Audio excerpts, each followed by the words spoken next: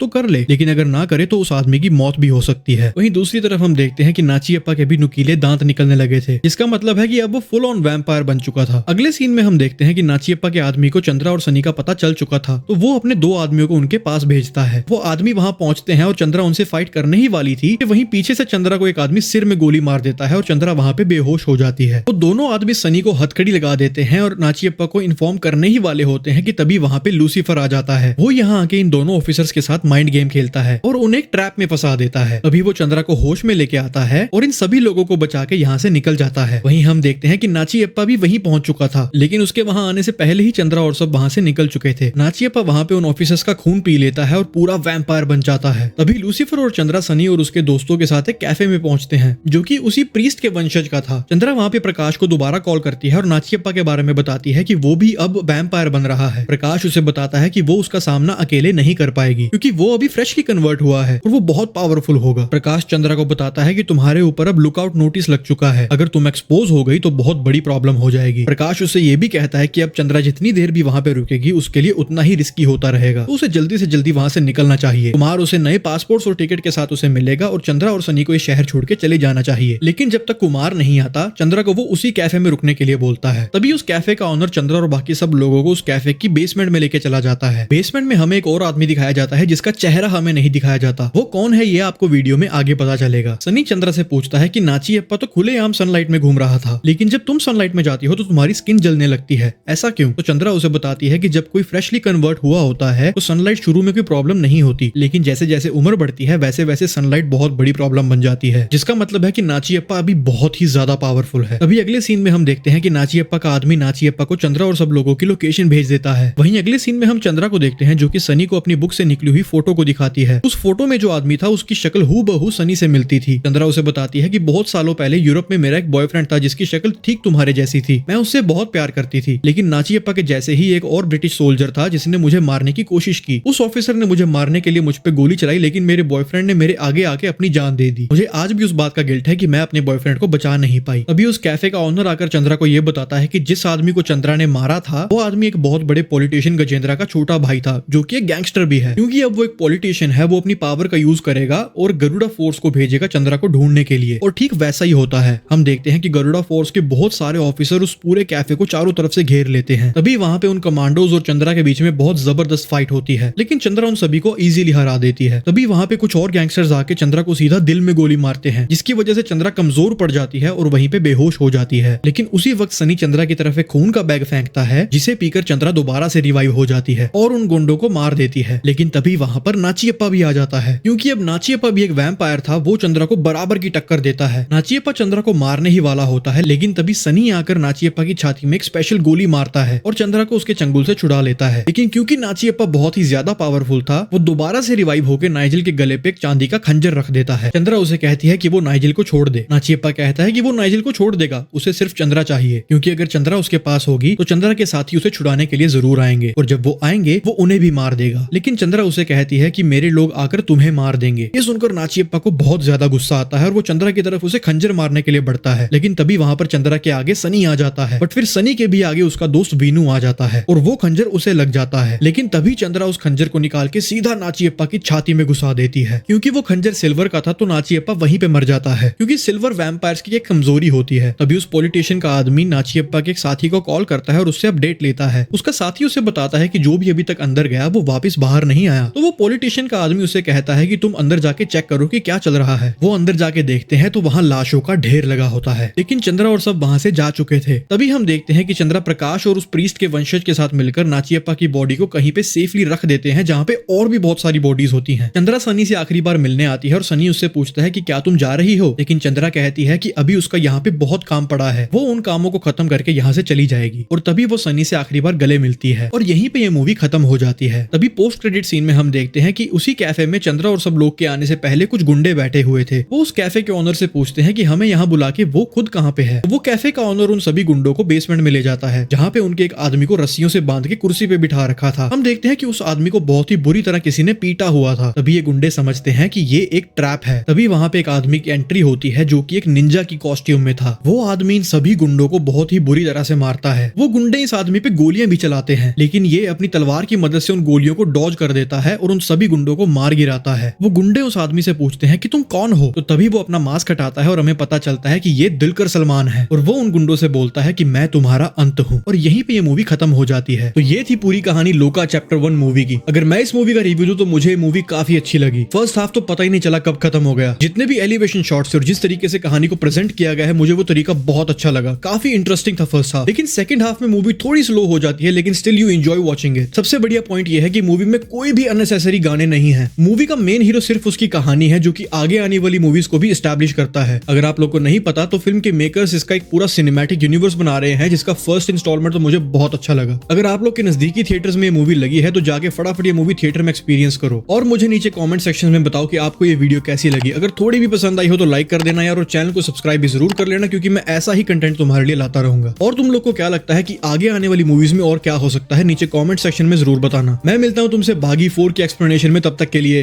Take care.